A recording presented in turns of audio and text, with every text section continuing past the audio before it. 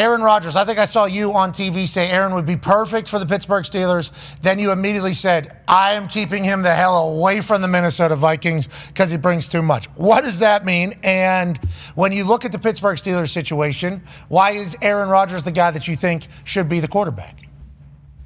Well, ever since they traded for DK Metcalf, it became very clear that their offense just presents a problem. Immediately when they get out of the snap as a defense, you're going, all right, what are we doing? Are we going to try to play coverage? Because then that'll help. The Steelers have the worst run game in the NFL over the last 6 years. Statistically, it's the worst yards per carry run offense in the NFL over the last 6 years. So one of the ways that you help it outside of playing better offensive line-wise is just have less people down near the football. Automatically, that is going to be a question defenses have to ask themselves with DK and George. Now, I said from the jump, this has to have George as part of the equation. And I don't know if it has become like publicly official that, yes, he is staying, because there has been some understandably question marks attached to, like, does this mean the end for George Pickens? So he's got to be a part of that. But I just look at it and go, all right, as a defense, you got to ask yourself, you're going to play coverage, or you're going to try to stop a run game that hopefully gets a little bit better. And I think that presents really well for Aaron Rodgers. I don't think it's the perfect. For me, it would have been Sam Darnold, but he's clearly the best option. And I think it's clearly the best option for Aaron Rodgers. That's why I get a little bit unknown about what's taking so long to make the decision. The reason why I would not do it in Minnesota would be a massive mistake was you've already made the decision, Minnesota. JJ's the guy. Once you let Sam walk, you've made it clear that JJ's the guy. Aaron's not going there to be a backup. Aaron's going there to try to go win the division and go to the Super Bowl. So this isn't open competition. This isn't hopefully you can play till J.J. McCarthy's fully ready or healthy. We're trying to win the Super Bowl with one of the greatest ever. So, and I would not do that to that young player. Well, okay, so you wouldn't want another year of J.J. McCarthy in the building healthy, watching a veteran quarterback for 1 year? I mean, depending upon how long Aaron's playing. We know nothing from Aaron's side. We know nothing from Aaron's side. You don't think that would be an okay move for J.J. McCarthy as a whole, long-term with his career is what you're saying? I think that you got to be very careful with saying 1 year with a veteran quarterback. Aaron's not a veteran quarterback. Aaron's one of the greatest ever. Aaron comes, whether people disagree or agree, or there is a lot that comes with Aaron just because of what he's accomplished and the personality that he has. People love him, people hate him. And so are you really sure, Minnesota, it's not just bringing a veteran quarterback in to maybe be the guy for one more year? You're bringing in Aaron Rodgers. That's different. And so when I think you allow Sam Darnold to walk out of the building, you're making the decision as an organization. All right, the young kid is the play. This was the plan when we drafted him. It was trending that way in preseason. This is the play now. We are deciding that J.J. McCarthy is going to be the guy, and we want to now have someone there to support him rather than threaten him. You want somebody in Minnesota that is going to challenge J.J. as a professional, not kind of threaten his job and leadership role within the team. Got it. Who do you think that would be? Just like somebody 2-3 years in, that's a backup quarterback type conversation? Like Kenny Pickett, for instance, going up there to Cleveland, like a Kenny Pickett type quarterback? Is that what you're saying? Somebody that isn't, as well, I don't know, known or respected by his peers? No offense, Kenny. Jesus Christ, you're a Super Bowl champion. Yeah, I know what you're saying. But I hope Kenny understands what I'm saying. Somebody that isn't doesn't walk into a room. If Kenny Pickett's the opening day starter for the Browns. Okay, well, good luck to Kenny Pickett too. He came in there and started spinning against the Philadelphia Eagles. Myles Garrett came back to win. Kenny Pickett's already won a Super Bowl. Last guy to touch the ball in the Super Bowl. Kenny Pickett. I think the ideal guy would have been Daniel Jones. That would have been the the ideal guy. Hold on. On that note, D-Bud has a question for you. And remember what your little notebook says. Go ahead. Wow, that caught me off guard. But Colts competition, obviously we brought Daniel Jones down here to compete with Anthony Richardson. You mentioned right after it happened, right after the news broke, does AR ask for a trade? So that aside, salaries aside, what do you think about this competition and who's going to be the day one starter, in your opinion, in Indianapolis? the day one starter, I'm not ready to sit there and say, like, definitively, D. Say it. Come on, Dan. You have to. Gun to your head. Take a guess. I don't have to. Yeah, I just, the way I look at it, and this is why I said, is Richardson going to ask for a trade? I'm not sitting here saying that teams are going to be knocking down the door to go get him type of thing. He has had moments that have been very encouraged. But it's hard to, and you guys know this, it's hard to just get rid of some of the, I guess, judgments that have been made against him, especially in your own building. And if all the conversation and the noise about how things were going down last year are true, I just think that's really hard. You gave a guy $14 million, upwards of $17 million to come and compete. That's a very clear message to Anthony. Now, I've talked to people that have kind of disagreed with the Anthony wasn't working hard narrative. Not saying that is in the building. Really? I've had people say, nope, works hard, prepares the right way, he's working hard. Now, maybe it's not to the extreme that you want your starting quarterback, but people in the building, I've heard that. So whether it's true or not, I just think it's hard that once people within the building, I would imagine some people, because it has to come from somewhere, believe a certain thing about a player, it's just hard to shake that. And so I think Daniel Jones got a great opportunity, but I think it's very clear, Anthony Richardson, the organization's telling you, like, it's time to put up or shut up. Yeah, and I'm optimistic, because D-Buck gave me a motivational speech earlier today. D-Buck gave me a motivational speech, and I've read a lot of the blogs, from the Colts fans that are all pissed off at me for just, having a front row seat to football for a long time, being very lucky to have that seat, and just seeing a lot of people that don't end up being what they could be because of, the way they go about doing their business. A lot of it revolves around like a work ethic. A lot of it revolves around like having a passion for job and things like that. So whenever you say you talk to people in the building, they've said that, that's interesting. Let me ask you this question. That's very, very fascinating what you just said. A lot to learn. Obviously it's brand new. You're the quarterback. And he hasn't played a lot of football either. So coming into the league, coming into the draft, I think most people around football knew, okay, this is a boom or bust guy. He's either going to be this or he's going to be that. And it's a lot to figure out. Have I seen it? People change it year 3, year 4 and really learn how to start being a pro. Yeah. Are those few and far between? Absolutely. So as a Colts fan, yeah, I'm very optimistic in March 12th going into his 3rd year that he starts to figure it out. Me too. Dan Jones, a lot of people are excited about Dan Jones. More excited, I guess, than I am. But Dan Jones can turn the corner and figure it out too. But yeah, as a Colts fan, the guy that I would want to be the day one starter and to figure it out and to do all the right things behind the scenes and show up on Sundays, more importantly, is Anthony Richardson going forward. I agree. And you know what? I'm the same way. I read a lot of messages from Colts fans to me last night. They're being very mean. You got to do what you got to do. I appreciate your passion. I hope he has the same passion for the Colts, because that would be cool. And I think this year it could happen. I think he could hear all this noise, see what happened. He got benched last year, Mm-hmm. and the reasons why he got benched were very real, and I think very much brought to his attention and told to him. And it's like maybe he takes it all this offseason and rolls with it. Has not played much football. Much football. So I would say I have changed my tune. I'm optimistic about Anthony Richardson. All right. I'm optimistic. Hell yeah. I think it's very difficult to do that stuff, but I think, why not? Why not AR? Why not? Well, he has no choice. I mean, he has so much talent. So much talent. It is. Yeah. That's why it's so like. I'm a supporter. I'm a believer. I've been Anthony Richardson fan since college, since calling his game. Yeah, you're making up sources in the building now to say things that aren't real. That one will probably get me in trouble, but.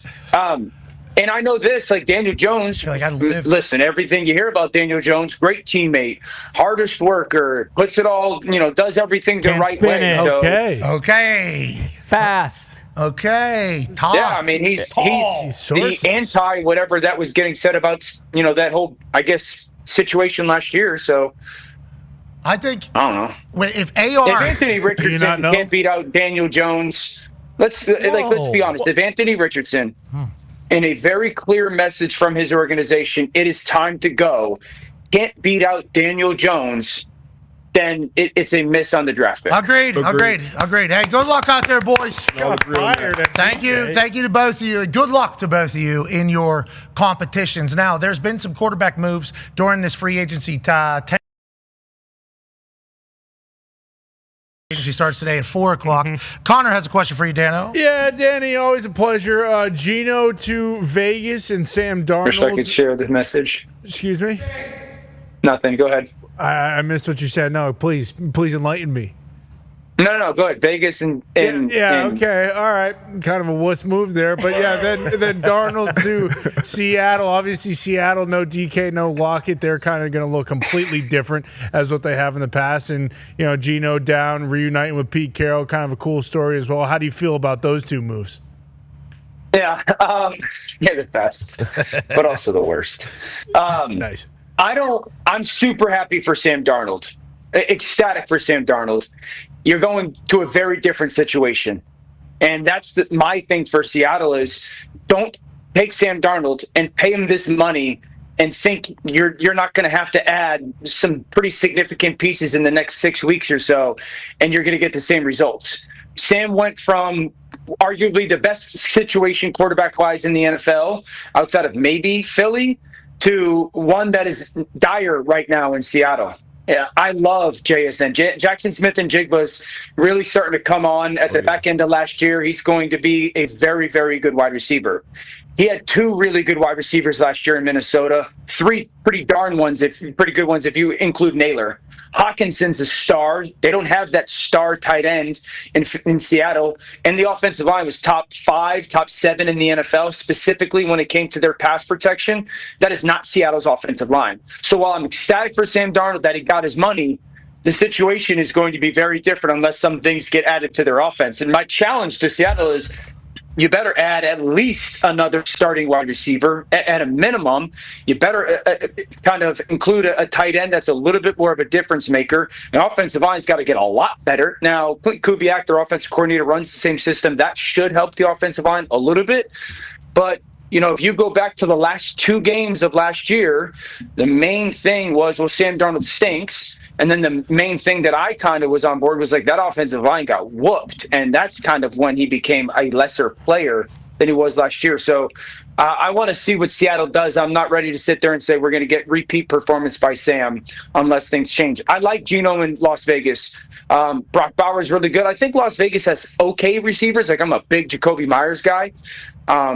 But they're going to have to add some pieces as well. Offensive line is a little bit better than I think the play at quarterback made you think. Geno was fantastic last year with the bad offensive line, but they need to add some pieces. I love the fact that he's with Chip Kelly. They need another starting offensive lineman or 2, but I think Geno gives this team the chance to just compete in games on a week-to-week basis for now. Yeah, I like Geno's competitive spirit, and especially with the journey he's been on.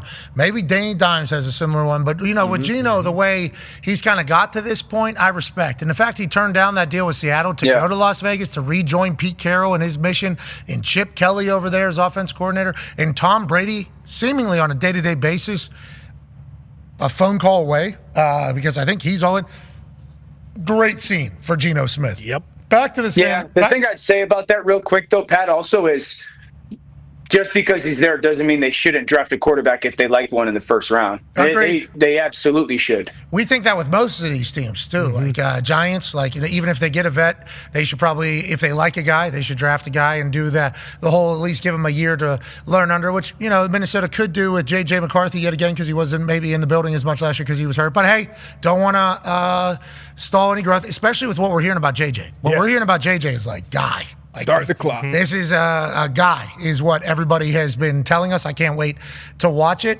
The draft is going to be fascinating. On that note, Tone has a question for you. Yeah, I do, Dan. Besides Shedeur and Cam Ward, is the number 3 quarterback, whoever you think that is, do you think they are worthy to be drafted in the first round? Oh, absolutely. I still think Cam Ward's going to go number 1. If I was Tennessee, that would be an easy choice for me right now. I think number 2 probably ends up being Shedeur Sanders somewhere. I don't know exactly where, but I'd be surprised if he got outside that top 10 world. I think that 3rd quarterback is more than likely going to be Jaxson Dart.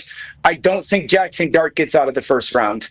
I watched Jaxson Dart's tape, and I go, what am I missing? I actually DM'd Lane Kiffin. He hasn't gotten back to me, but I said, what am I missing about Jaxson Dart? Because I think runner and athlete-wise, he reminds me a little bit of Jalen Hurts. He makes some throws on tape. You're like, I mean, this is big-time football. Now, the pushback or I guess the hesitation that you have is there's 2 games late against, I think, one against Kentucky and one against Florida where he makes 2 or 3 decisions like, dude, what are you doing with the football in that moment? So I don't love that, but those are conversations you have to have throughout the process with these guys. But I'm a fan of Jaxson Dart. I don't think he gets out of the first round. I texted Field Yates. I don't think he gets to the Pittsburgh Steelers at number 20 or 21. Wow. I just don't. When you watch the Georgia game, he's unbelievable in the Georgia game. And he throws the ball downfield as well as any quarterback in this draft. He's super confident with what he's looking at. And a lot of people continue, and I haven't watched him yet, and I'm going to, but a lot of people are talking about the Tyler Shuck player out of Louisville. Yeah. I can't make a comment on him because I haven't watched him, but I think those 3 guys are first rounders for sure. I don't think Jaxson Dart gets out of round 1 now. Let's talk about Jaxson too, because he was out with the boys on Halloween. Remember, out with the boys on Halloween. Everybody was mad at him, and they went for like 400 yards 3 days later. And I think the boys love him. Like, I think Jaxson Dart is beloved by his team. Obviously, he's in a Lane Kiffin offense, so there is a lot of explosion and everything like that. He's been able to handle all of it. Ole Miss not in the conversation during the playoffs, so everybody kind of forgot about Jaxson, I think.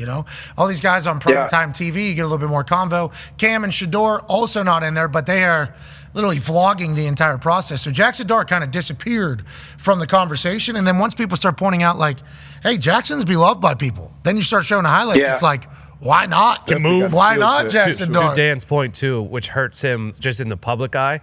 That Florida game, I think it was 3 interceptions in the fourth quarter when, if they win that game, they're in the playoff. And that Kentucky game, they were both national games where it just didn't look good in the fourth quarter. So I think that, that kind of put a sour taste. It was like, Tone, it was like the final drive as well. Where and the weird thing is, in both of those games, he plays really well. And then he gets to the final drive and he makes 2 or 3 just outrageously boneheaded decisions. And everyone will go, well, that's a bad sign or a red flag, or is he panicking with the football? But then there's so much other evidence of him not doing that. And that's why I think, like, I've said this.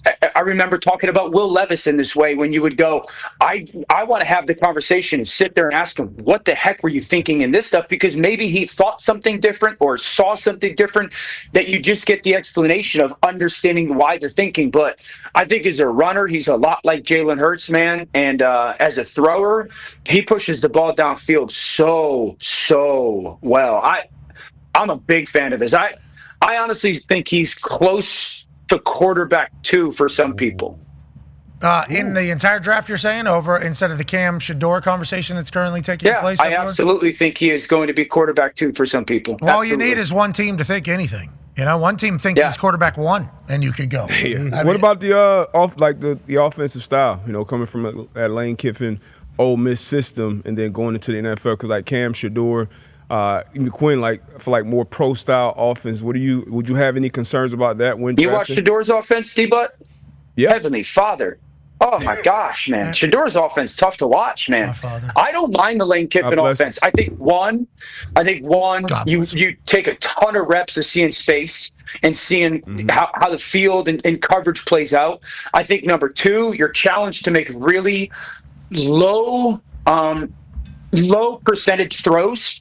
So this isn't a dink and dunk offense. He's not kicking the ball to the perimeter on an outrageous basis, getting easy completions. Like, you're taking shots down the field. 3, they ran real concepts.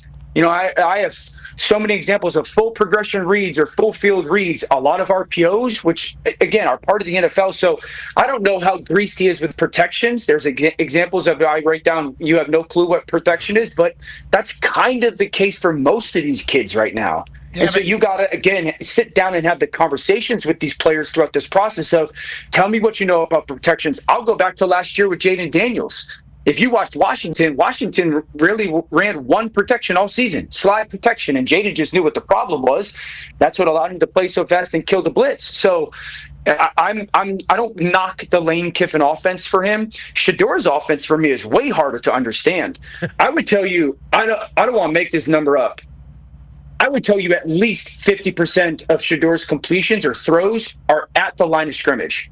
Just screen or RPO or right now. And then 25% of his passes are terrible pass protection, and you're going, well, there's nothing anybody can do. And so there's a small group of plays that you really can try to, for me, gather a fair evaluation of Shedeur. There's a lot that Shedeur does really well. I just think it's tough because you're either asking him not to do anything or there's no chance for him to do anything. And I think that's why for some people, they might get hung up on Shedeur as a tough kind of evaluation. Well, he's definitely tough. I think that is something he proved with that offensive line that you chatted about. Let's talk about Cam Ward now. Cam and Shedeur obviously training together as we bunch of highlights there. Shedeur spinning it all over the place. Him and Cam, really good player. You like Cam Ward a lot, right? Yeah, I think Cam Ward's the number one pick, and it's clear to be the number one pick. I've said this. I think the thing that surprised me more about Cam Ward than I anticipated was how well he throws the ball from the pocket. I mean, there are so many examples where that ball, he hits his back foot on the ground, and that thing jumps out of his hand. And it's an absolute rip. And the ball downfield, I mean, he throws the seam ball as good as anybody. Gosh, I'm trying to think. Jaden threw the crosser really well, but throwing the ball in between the hash, he absolutely steps on the football and rips it. And so it's clear to me that he's the number one pick. It reminds me a little bit, ironically, of Steve McNair coming out of school and just his style. He's not an electric athlete. He's not a dynamic athlete, but he's athletic enough. And I wish he was an inch or two taller, but Cam Ward, clear number one pick. If I was Tennessee, I would not trade out of the pick. Tennessee Titans need a quarterback. Cam Ward is the quarterback they should take, says Dan Orlovsky. And Dan ain't stinky with that one. Dan ain't stinky. Dan, you ain't stinky, Dan. Only a few will hunt. I'm trying to see my Cam Ward notes. My Cam Ward pros. My pluses about Cam Ward. Doesn't get fooled post-snap. Ball jumps off of his hands. It looks like he's throwing off a trampoline. He does not hesitate. He got a quick trigger. He does not force the football, which again, a little bit surprising for a guy that I guess is ultra aggressive. That's a sick throw. Ultra aggressive and kind of a playmaker. I think he's really strong in the pocket with his feet and his eyes tied together. There's plays where he has examples of controlling the line of scrimmage, changing some protection, changing some plays, seams, middle of field, RPOs. There's multiple times where he takes over in the fourth quarter, and you're like, yeah, best player. This throw's nuts. Just pin it on his chest. Super accurate with the ball. I think he makes you hold your breath at times, because you're like, oh, gosh, what are you doing? I don't have a lot of cons. Did you write, oh, gosh, what are you doing in your notes? No, I just that was ad-lib there. Okay, went off the prompter. Got it. I like that. And honestly, I would tell you for both these guys as well, both Cam and Shedeur, they got to get some receivers that could catch the ball a little bit more. And so there's moments where your Cam's tape, I go, why are you forcing the ball to Restrepo? And then you watch, you're like, yep, I know why you're forcing the ball to Restrepo. And the same with Shedeur.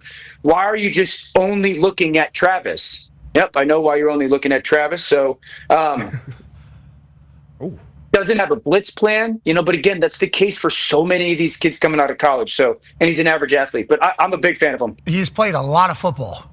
A lot of football. Obviously, at different levels. Incarnate Ward over there to Washington State, all the way through Miami in that ACC run they had. And it feels like if you watched them last year with Miami, football gods love them. Mm-hmm. Yeah. Football gods absolutely love them. For this game. I mean, this is where it all started, I think. This was it was when the magical run kind of all started with Virginia Tech, because Virginia Tech had 20 returning starters. This is going to be the tough one. And then there's a Hail Mary full of grace that connects, and then a couple weeks later there's a fumble. There's just so many things that went their way this year, except for the Syracuse game, obviously, at the end. But feels like the football gods like Cam Ward as well. You do? Okay, congrats to the Titans. They got a guy. Oh, yeah. Congrats, Titans. Sounds like the Titans got a guy. On that note, Ty has a question for you. Yeah, Dan, when you look around the NFL, which quarterback do you think is primed to kind of take that next jump up this next year? And do you see either one of the guys getting drafted? Could they have a season like Jaden Daniels did this past year potentially? There's two guys in the league right now that I think will, and have no reason not to. No excuse not to.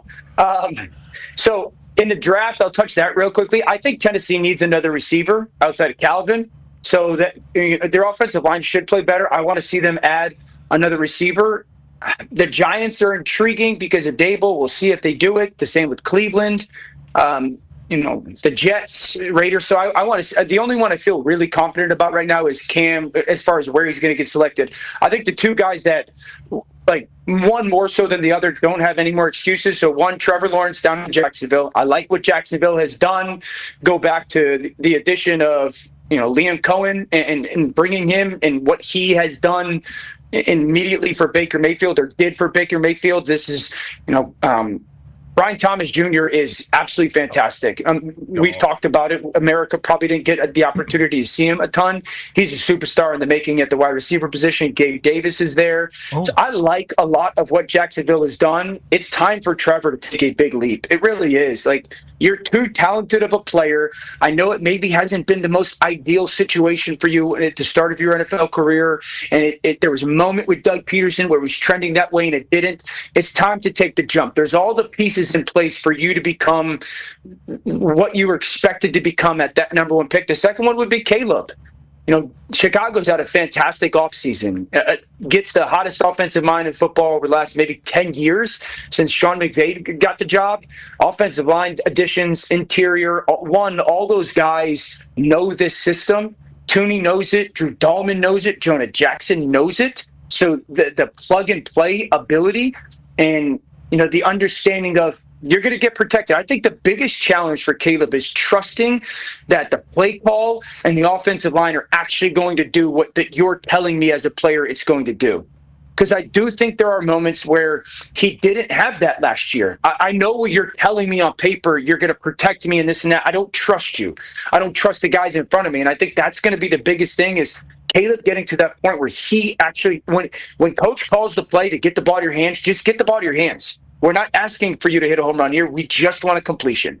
Or when the defense tells you you're not getting the home run, get the ball to your hands.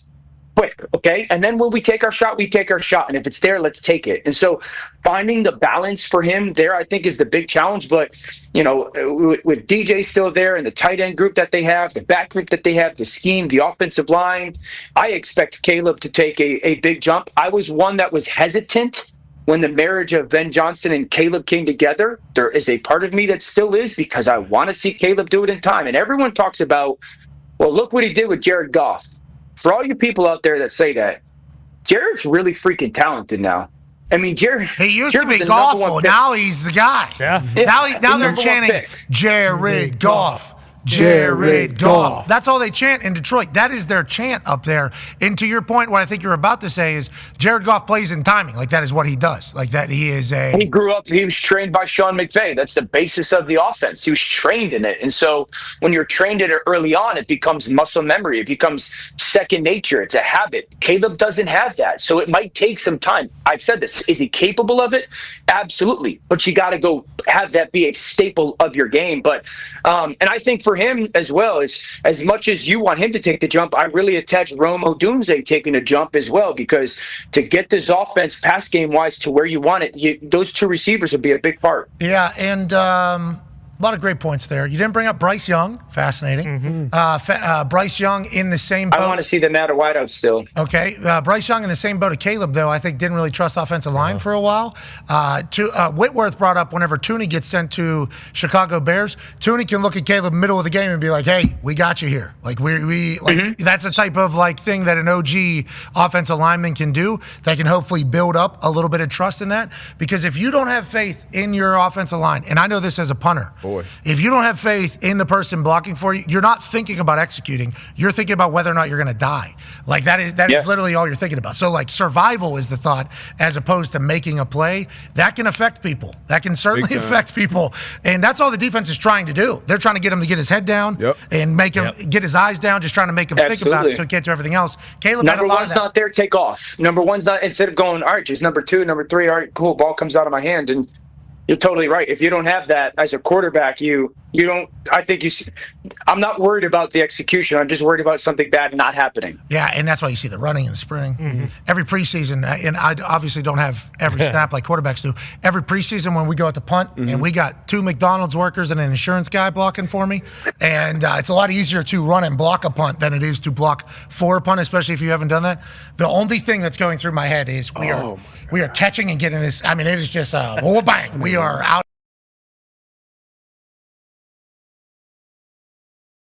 Around the edge on the insurance salesman, I think, and boom, flips. I do a full front flip land. I take a front flip bump on my back on slow motion.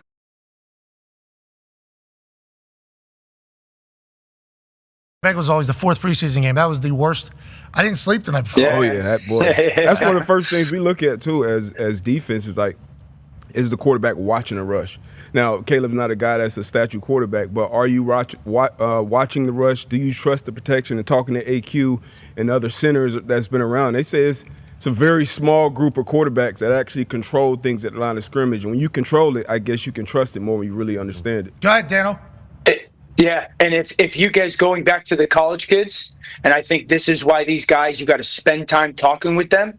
If you had to ask me what would be the number one complaint I have about Shedeur, is I think sometimes he predetermines looking at the rush to get away. And easy to say, hard to do, because the offensive line is so poor in protection. But there's plays when you sit there and go, you're just looking at the rush. You're not even trying to get the ball to your hands and just hoping to create or go make something happen or create some space, because there are moments when you watch him in the pocket, you're like, man, that's such good pocket operational space movement. And you're finding that little small pocket where you get to throw the football to or from, and it's awesome. And then there's clips where you're just catching the snap, looking at the rush immediately and going, okay, where's the opening? And I think that's a real thing. And I think that's something that as a team, you got to sit down and watch film with him. Like if I was watching film with Shedeur, I would be like, why did you do it there? Like, tell me what went through your mind, because I watch you get the snap. You might look one way and then immediately you almost get into that shortstop athletic position of, okay, where am I moving to, instead of trying to find an over or an in or a check down. And so to D-Butt's point, I think that's something as a defense you're watching tape and going, this happens far more than I actually like it to happen. And I think that's got to be a conversation that gets had when you're evaluating him. Shedeur giving an answer. Well, what you didn't see here is the previous 6 plays. I actually got sawed in half. Yeah. So he did an interview where he talked about his weakness was he tried playing hero ball way too much, and I don't know if he was referencing what Dan was talking about there, but I think he knows his weakness is what he had to do in college. I'm excited to watch Shedeur as a pro, because it feels like his entire life they've been making him a professional football player. Like that is, I feel like I've watched it, first of all, on socials and everything like that. And I think he's going to, whenever he gets to his home, wherever it is, I think he's going to do just fine. Same with Cam Ward. Work ethic, you got a work ethic, you can figure it all out.